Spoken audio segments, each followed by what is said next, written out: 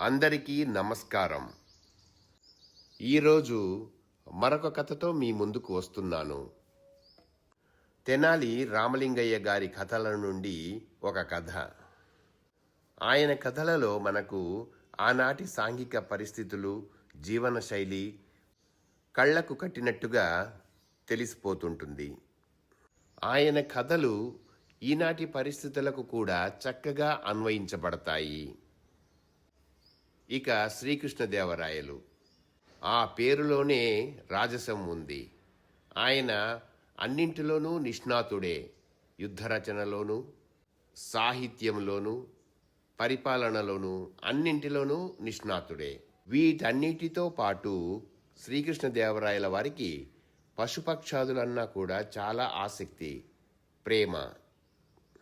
ఆయన ఉద్యానవనంలో రకరకాల పక్షులు, వివిధ రకాల జంతువులు కూడా ఉండేవి. వీటితో పాటు కృష్ణదేవరాయల వారు అంతఃపురంలో శునకాలను కూడా పెంచేవారు. వాటిల్లోంచి ఒక శునకాన్ని తీసుకొని ఒకరోజు వనవిహారానికి బయలుదేరారు. అక్కడ ఒక తటాకం కూడా ఉంది. అందులో పడవ ప్రయాణం చేద్దామని రాయలవారికి అనిపించిన తడవే అన్నీ సిద్ధం చేశారు భటులు. రాయలవారు శునకాన్ని కూడా పడవ ఎక్కించారు. కానీ అది భయం వల్లో మరి దేనివల్లనో ఒకటే అల్లరి చేయడం మొదలుపెట్టింది. మొరగటము, స్థిమితంగా ఉండకపోవటము, దాన్ని పట్టుకోవడానికి ఎవరి తరమూ అవ్వడం లేదు. రాయలవారు దానిని అదుపు చేయడానికి చాలా శ్రమిస్తున్నారు.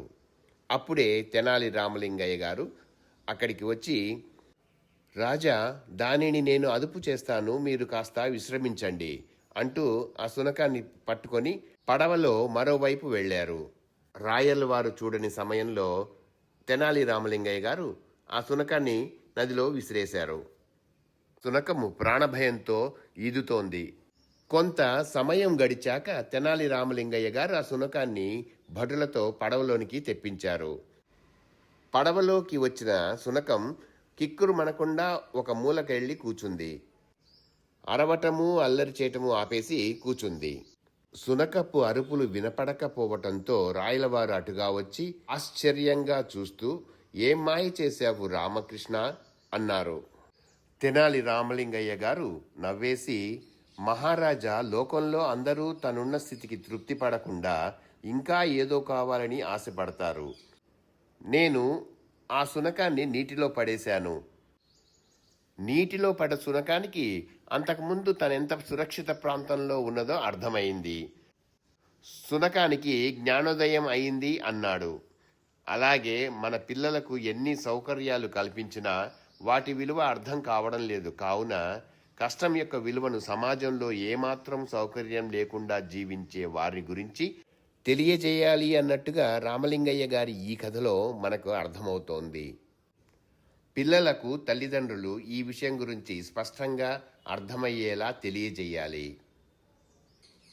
కథ నచ్చితే లైక్ చేయండి, కామెంట్ చేయండి, సబ్స్క్రైబ్ కూడా చేయండి. ధన్యవాదాలు. తిరిగి రేపు మరొక కథతో మీ ముందుకు వస్తాను.